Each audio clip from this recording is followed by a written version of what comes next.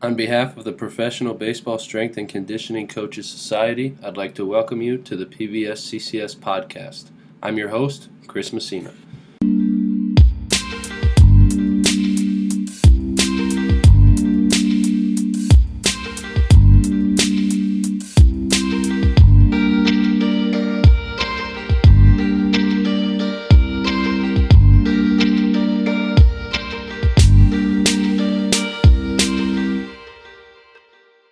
All right, everybody, I'm here with Paul Howey of the Atlanta Braves organization. Paul, thanks for coming on, man. Appreciate your time. Tell the listeners about yourself, if you would, please. Yeah, hey, thanks, Chris. Honored to be here and just get to chat. So I kind of funny had a kind of a long journey into professional baseball. I played college baseball at Abilene Christian University, and when I graduated, my wife and I my girlfriend at the time, we were getting ready to get married, and so we got married. She finished her master's degree, and we actually got out of baseball. Worked for a little bit in at a drug treatment center for adolescent males, and then ended up getting back into baseball. Kind of a few years after that, very fortunate. In 2014, I did a internship with the Nationals, and through a contact that I'd had from a childhood friend named Landon Brandis, who at the time was the Nationals minor league strength and conditioning coordinator.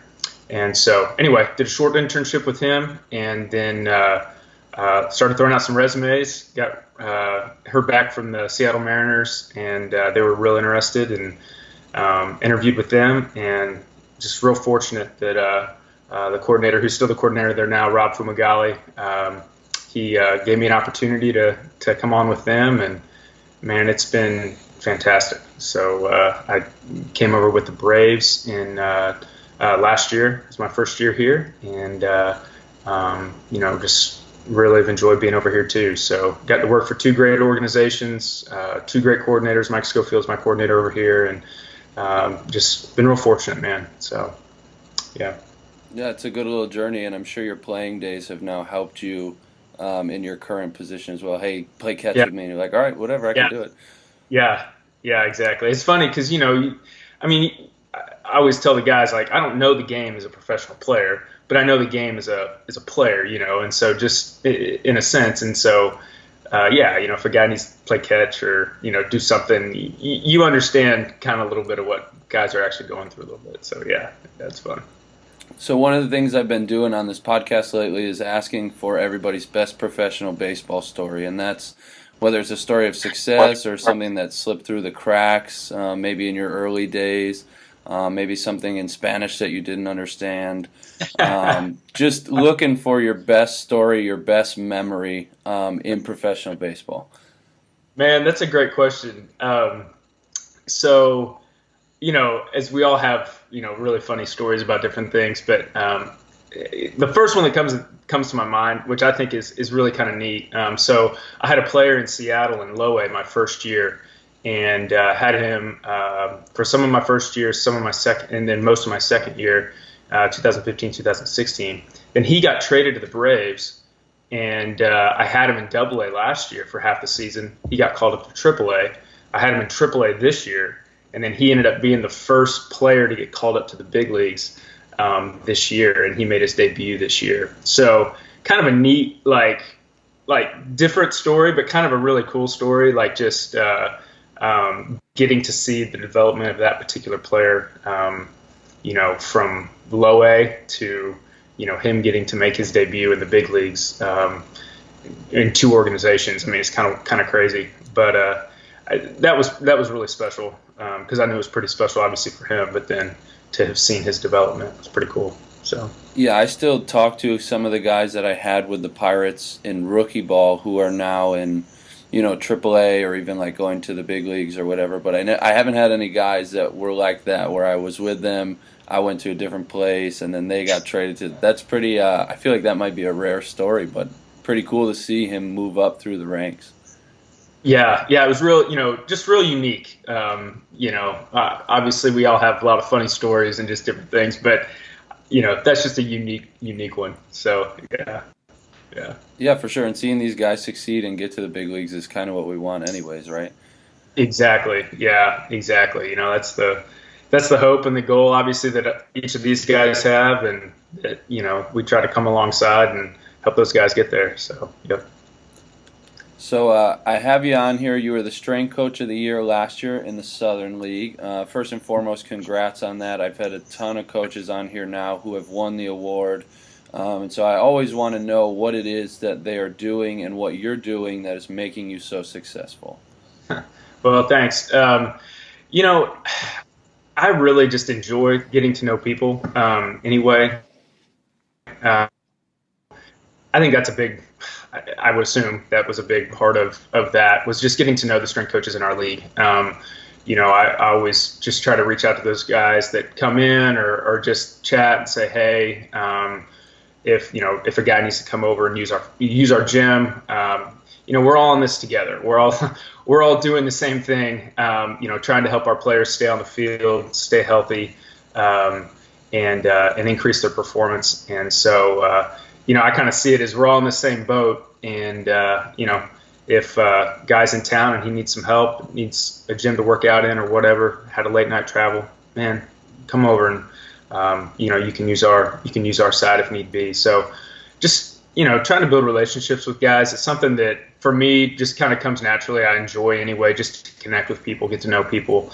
I'm sure that has a part to play in that, because obviously, we don't see what each other does, on a day-to-day. So, I mean, really, in all reality, I think everybody obviously is deserving of that award every year, because we all work really hard, and we're all good at our jobs, and we're here for a reason. So yeah, but super honored to receive that award last year. Yeah, sometimes it's hard to judge like the other strength coach as a strength coach, and like you only see them maybe running stretch or running conditioning or whatever. Like you don't see them in the weight room or programming or doing all the reports and getting food squared away. Like it's just assumed that everybody's doing a good job at that. So like you said, it's fun to talk to other strength coaches when they come in. I always try to go over and talk to them, just like we talked about off camera. When you're by yourself, players don't want to talk about strength and conditioning with you. So it's like, I need to talk to somebody. Yeah. Yeah, no, exactly. And that's just it. I know this year, being my first year in the International League, I've had a lot of conversations about, food and, hey, where you guys get your post games? What do you guys do for, different things like that when you travel, gyms, things like that. So yeah, it's a collective. Like I said, we're all in this together. We're all trying to keep our guys on the field and help them improve as athletes and get to the next level. And so man, it's a lot of fun just to, like you said, connect, talk shop, just get to know each other. So yeah. That's a big reason why I have the podcast, honestly, is just connect and talk some shop with people that are going through the same stuff that I am. Yeah, going through the grind together. Exactly. So we talked briefly about your playing days, but how have your other previous experiences, maybe with the Nationals or with the Mariners, helped you become successful and become who you are now? Yeah. It's funny because I've had some experiences outside of baseball before I got back into baseball. My wife and I, like I kind of previously said, we worked at a drug treatment center for adolescent males. And I didn't realize at the time how much I was learning about just how to just walk through life with people, especially, young men that were just in a tough spot in life. And I gained a lot from that experience that I kind of gleaned from, now. But I think the biggest thing, when I first got into professional baseball, I'm asking people questions like, hey, what do you got? Like, what advice do you have for me? And the thing that just kept coming back to me from other people was just relationship. Professional baseball is a lot about the relationship you build with the players. And so I really just tried to remember that going into my first year. And, whether it was playing ping pong with a guy or just talking to a guy and getting to know him or, coaching him up in the gym, whatever it was, I just tried to build a relationship with those guys. And so that was a big thing that I picked up early on that I think has been very helpful for me. Another thing, just, our coordinator in Seattle was just great at just really showing us like how to be selfless, how to work hard, that we're there for the player, building good relationships with our staff, especially with our athletic trainers and our pitching coaches, because you're just in so much communication with those guys on a daily basis. And so getting to see that firsthand and that being, a big part of that process was also really, really helpful for me personally. I gleaned from that, those two experiences quite a bit. So, yeah, relationships go a really, really long way. I think especially as you start moving up, and you have some older players or players who have come from organizations that aren't your own, or they've done, there's tons of different training methods that they've done building up to coming to you, and you have to be able to have good relationships to have those conversations and, hey, maybe we can try this instead of that, instead of just, you have to do this. Well, I don't know who you are, so I'm not going to listen to you versus, oh, okay, I trust this guy, and I don't play ping pong. I'm not very good at it, but we have ping pong tables all over the IL, and I'll sit and watch the guys play, or I'll talk to them about ping pong. It doesn't have to be lifting or running, or it just if you can have a conversation with them about something they enjoy, it goes a long way. Yeah, it does, and I think that's one thing too. These guys. One of the things I learned after my first couple years is, these guys are just like really anybody else. They have a life. They have a family, they have a girlfriend, they have, children or hobbies or whatever. And so that's just it. They just happen to be really good at playing baseball. And so, that's a really cool thing. But yeah, just connecting with guys, it just makes the season funner too, because, how it is.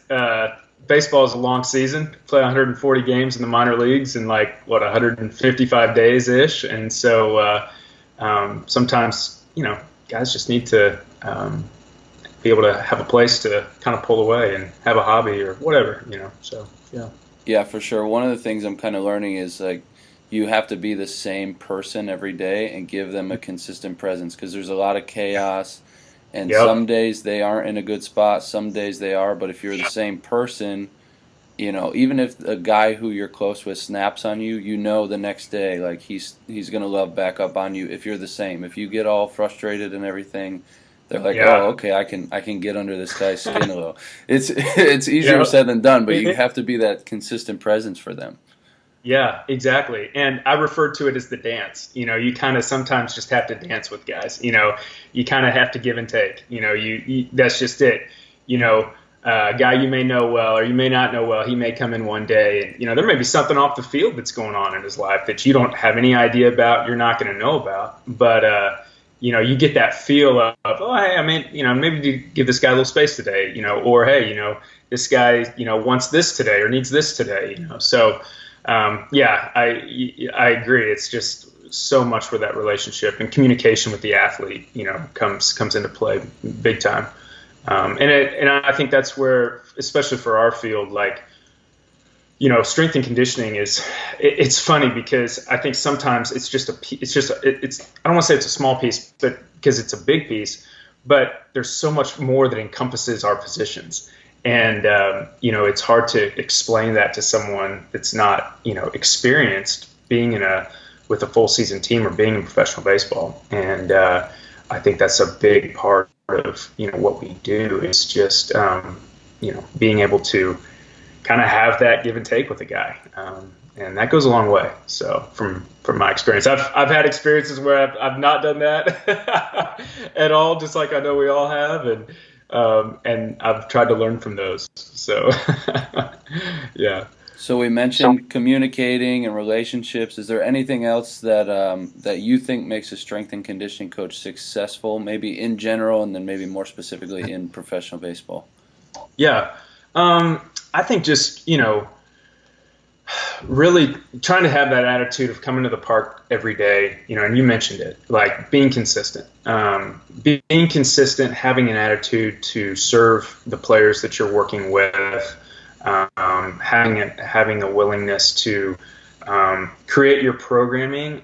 This is kind of some of the foundation of my philosophy, but my programming needs to complement what guys do on the field. And if my programming isn't complementing that, then it's not helping a guy get ready to play that day.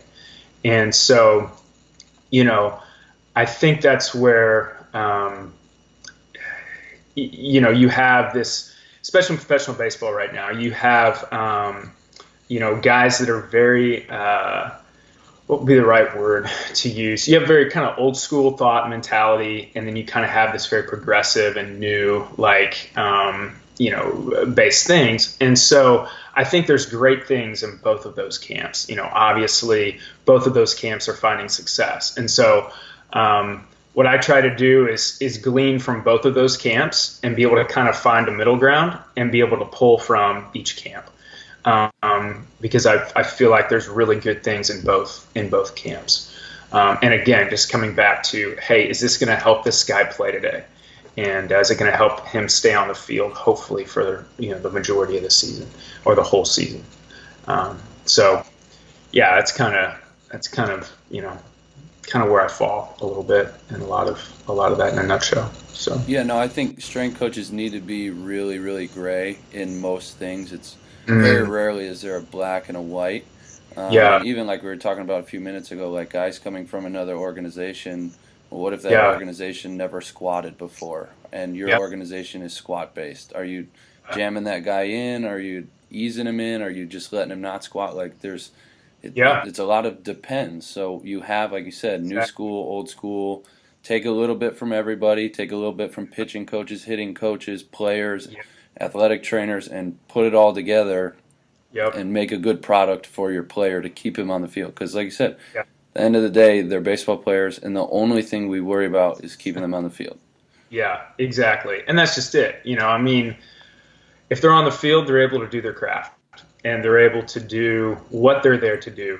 I think as strength coaches, we would love it if we had more time with our guys, if we could really get after it in the gym and just really, really crush, and just as you may have some relievers or a starting pitcher that you can kind of get away with a little bit more of that. I've yet to really run across a lot of position players that want to just come in and just get after it every lift. But understandably so, because these guys are playing every night. And so, so that's just it. It's an interesting dynamic, and but I think it's a very fun dynamic, because you have to really learn how to adjust, how to audible, how to be able to take a kettlebell and a TRX and a band and create a workout at the field that's going to get a little something in for this starting pitcher that you're on the road, you just traveled into a city, and you didn't have a gym bus that day because you got in at 3 p.m. So that's what makes it fun, in my opinion. And I think for a lot of us, that creativity is probably what drives a lot of our desire to be in baseball. So yeah, I tell everybody they should spend a little bit of time in pro ball just to experience it, because it's so different than any other strength coach. And again, strength coaches in soccer will say that soccer is different and football is different. But pro ball, you got, like you said, a band, a TRX, a kettlebell, and 20 minutes with a guy who does not want to lift because he slept for 45 minutes on a bus. Yeah. So exactly. Yeah, that's where, it's I think it was my second year. One of the players I had, he made a hat or a shirt that said make baseball fun again. And I kind of gleaned a lot from that statement. Thinking about it, I was like, it's funny when you can try to make things light and fun. Guys get more buy-in, and so I kind of try to do my best to, at times when needed and it's appropriate, try to make it fun or do something that's a little bit different. And sometimes it works, sometimes it doesn't. But yeah, is what it is. So yeah, the best is when you come up with something really creative and you're like, all right, we're going to do this, this, this. And the guy looks at you and he's like, not doing that. And you're like, okay, quick audible here. Okay, we'll do this instead of this. Exactly. No, yeah, I was messing around with some of our new equipment yesterday, and one of our 40-man guys walked in and looked at me and just started laughing. And I was like, I know, bro, I get it. It looks weird. I get it. And but it's just it. You gotta try to keep learning and keep growing and go from there. So, yeah. So what do you believe in within strength and conditioning that others think you are crazy for believing? I don't know, because the more I talk to guys, it just seems like, for the most part, everybody's pretty much on the same page. One thing that I would say, the most that people have said, yeah, I don't know that I would do that, or how that would fit in my organization is, not this past off season, but the off season before that, I went to massage therapy school, and it was something I've been wanting to do for, probably at least 2 years, probably after my first year, going into my second year of pro ball. And at the time had a lot of support from my previous coordinator about going to school. But knew there were some guys in some other organizations that had their massage therapy license, and got a chance to talk to a few of those guys. But yeah, it was funny because I would work on guys or do stuff in spring training, and guys give me a hard time about it, whatever, here and there. And it wouldn't be traditional massage, it'd be just releasing some psoases or doing some glute work or stuff like that. But to be honest with you, man, like I've loved having that skill set. Like, it's been something that I feel like as a coach, just for my personality, for how I like to go about doing what I do. I just feel like it's really given me more of a holistic approach to helping our players, and so it's been a lot of fun. But yeah, I mean, just in good fun. People give me a hard time sometimes for that, but like I say, it's great, and I enjoy that. So yeah, I've talked to a couple other people that have gone and. They've kind of said the same thing, like they get worn out for it, but it's definitely helped them, and it's kind of expanded their skill set, and it doesn't hurt to be able to know how to do it. Like, if a guy comes up to you and he knows you can do it, like, kudos to you. I'm not going to wear you out for it. I think it's pretty cool, but I could see other people being like, man, I don't know about that. Yeah, no, yeah, it's funny because but yeah, it's great. I mean, I probably work on a given day, 2 to 4 guys a day, just doing some sort of, soft tissue something. And it helps the athletic trainer out, helps build good relationships with the athlete. And just another tool in the toolbox. So, yeah. Yeah, I was going to say it probably helps your AT out quite a bit, because guys can go to you instead of going to him for everything. Yeah, it's good. I've really, really enjoyed that. So, and that's kind of how I actually, I think some of the reasoning maybe that I was able to come over to the Braves. Mike Schofield, my coordinator, he's a massage therapist as well. And when he contacted me back in late off season of I guess it was last year. That was one of the things he said, hey, I know you got your license, and I want to bring you over. And so, just really, it's helped me professionally, get to where I'm at today, being at the level that I am, thus far. So yeah, it's been good. Yeah. I'll take the jabs for sure. Yeah, for real. Do you have any advice for others in the field? Yeah, I would say do your best to build good relationships with your players. Do your best to build good relationships with field staff, ATs and pitching coaches especially. And one of the things that I kind of always go back to as well, I think it was my first year in spring training, but our coordinator and some of the other strength coaches just said, hey, if you see somebody in the gym that you don't know who they are, just always be polite and introduce yourself and talk to them, because more than likely it's probably somebody in the front office that is in there, working out. And that really, like, the light bulb kind of went on in my head of like, oh yeah, like that makes a lot of sense, So, just trying to be polite, just being a genuinely good person, just kind of go back to, just probably what every mom probably taught their son of just, hey, just, be a good person. And, so I think that's a big thing that I find is people just want to be around good people. And, you can train a good person if you're a person that has an open mind to, what others are doing around you and what they want you to do. You can train that person. And I feel like I've been very fortunate to be in situations where that has, worked out well for me personally. Just having a willingness to learn and a willingness to say, yeah, how do you want this done? And, we'll do it that way. And so I'd say that work hard, definitely try to, stay on top of continuing education and just things that are coming out with that, and just try to make yourself as well-rounded as possible. So, speaking along the lines of continuing ed, where are you going for that? Are you reading any books? Are you attending seminars in the off season, listening to podcasts? Where are you going for your continuing ed?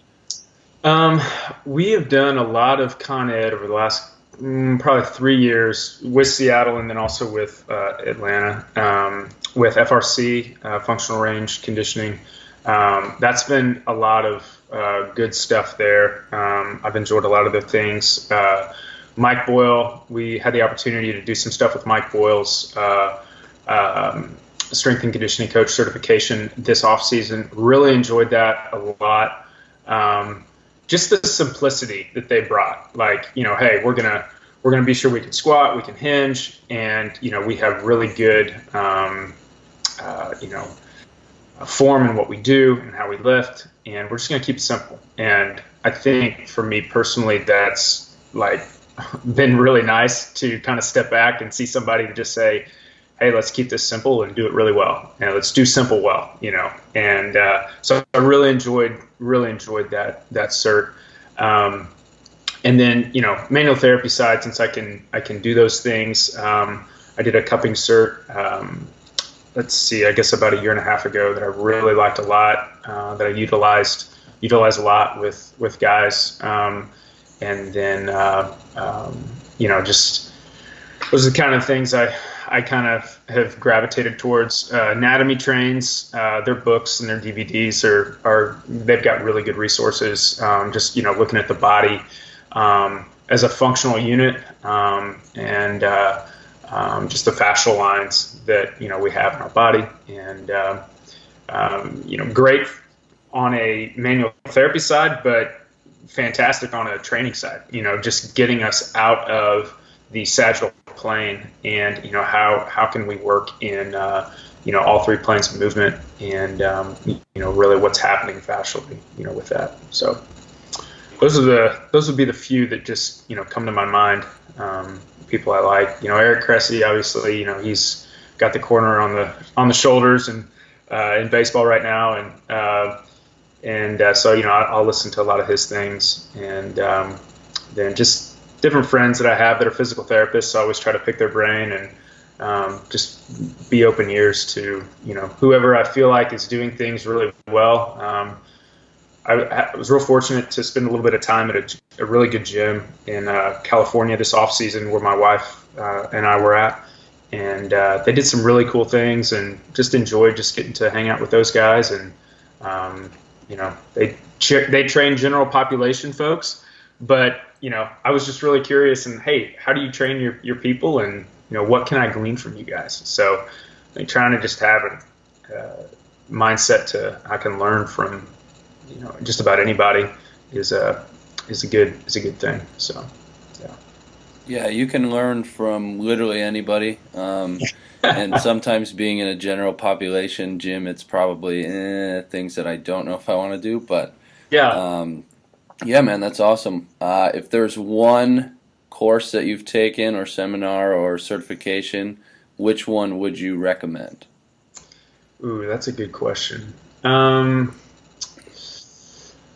would say for baseball, I would say some of the FRC courses, just because of how it introduces, mobility and flexibility training, training at end ranges, but strengthening at those end ranges. So it's not just like, hey, I want to get, mobile or flexible, but I want to train in those, newfound ranges. I've gotten a lot from those, especially just in season when it comes to like, hip mobility, that being basically that thoracic mobility, being something that a lot of our guys are in need of anyway, but just to kind of how to safely give guys some of that range, either back or maintained, in a safe way. I use that a lot. I try to stick to just some of the basics of that. There's a lot of stuff you can get real provocative with and kind of blow a guy up with. So I try to stay away from, a lot of the end range holds and different things there, but in season, just trying to keep that real simple. So yeah, I would say that's a really good cert, especially for, an in-season athlete. So baseball wise. Yeah, a few people have recommended it now, so it sounds like it's something that's definitely caught on and people are having success with in professional baseball. So yeah. I want to do a lightning round with you. You got time for me? I do, yeah. Sounds good. All right, 4 questions. First question, who is your biggest influence in the field of strength and conditioning? Oh, man. That's a great question. Well,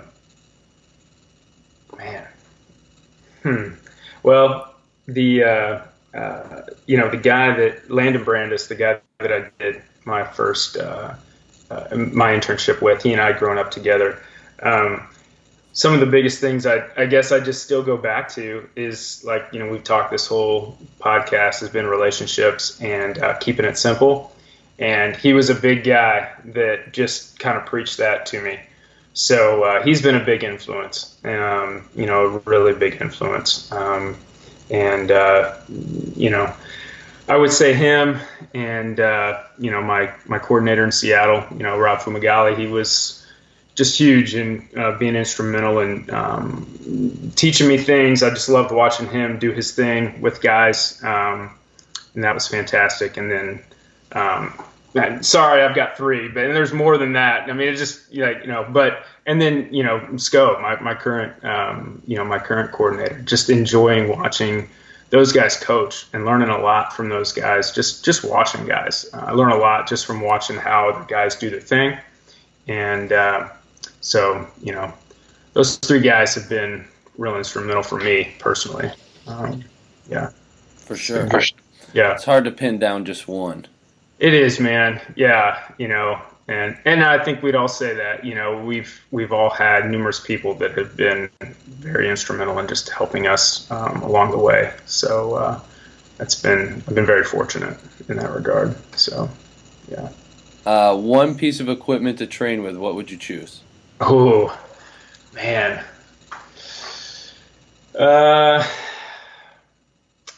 Good question. I'd say just give me two kettlebells. Give me 2 50-pound kettlebells, and let's go, because we can do a lot with those. I can push them. We can push and pull them. We can squat them. We can split squat them. We can I'd say just give me 2 kettlebells, and done a lot of field lifts with 2 kettlebells. Yep, the most versatile road gym there is, right? The kettlebell. the grinders lounge, as I phrased it. So That's awesome. Biggest so yeah. accomplishment professionally and or personally? Well, my wife and I are getting ready to celebrate being married for 15 years this summer, and so that's been pretty cool. Obviously, right now she's in medical school, and so time of seeing each other is not always easy.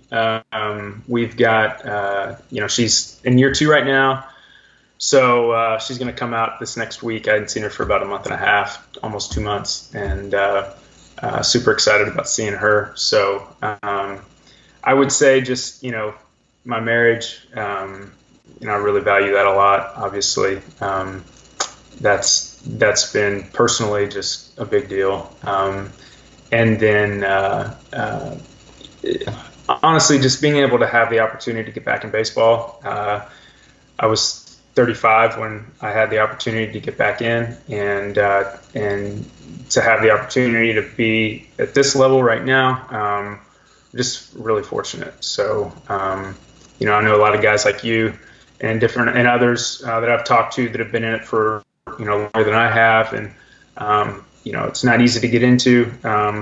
And guys that have been in it for a while remember what it's like to just be part-time or be interns or not make a lot of money. And I've been very fortunate to, always be be employed full-time with the organizations I've been with, and, had people that wanted to pay us well, and been very fortunate for that. So those would be my 2. So, yeah. It'll be nice to see her after not seeing her for a while. My wife's in Phoenix, so I know the feeling. I don't get to see her too much in season. Yeah. Nice, man. Nice. Do you guys live in Phoenix? Yeah. We're there for the off season. So we just moved out there last year. We love it. If you've never been, highly recommend.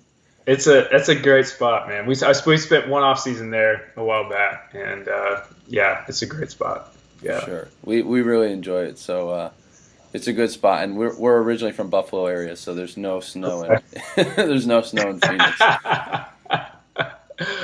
Dude, that's great. So last one for you. Any career other than strength and conditioning, what would you choose? Ooh, I'd probably be a professional duck hunter. Really? Yeah, I love to duck hunt. I grew up duck hunting with my dad, and that'd be my quote dream job. If this isn't my dream job, that would be my dream job. And we lived in Arkansas Liz and I lived in Arkansas for about, I guess, the last 13 years. Kind of been back and forth there. We still have a house there, but yeah, I love to hunt and fish in the off season. So I would say that would be it if I wasn't doing baseball. All right, interesting. Power to you. Yeah. Hey, man, I appreciate you taking time out of your morning and talking with me. If the listeners want to get in touch with you, where can we get more from you? Are you on social media, or is there a better place to go? Yeah, I'm not on social media. Really, I've got a Facebook page, just mainly for personal, use. But yeah, you can always reach out to me via email. It's my email is phowy99@gmail.com. Cool. All right, man. Well, I appreciate you coming on, and I'll be seeing you at the ballpark soon. Thanks again for spending some time with me, and talk to you soon. All right, everybody. That concludes this episode with Paul. I hope you enjoyed this one. I thought he shared a lot of good information on how to be successful, especially in professional baseball as a strength coach. 3 things that I took from Paul: build relationships with everyone, be consistent daily, and be a good person overall. With that being said, I hope you enjoyed this episode, and we'll talk to you again on the next one.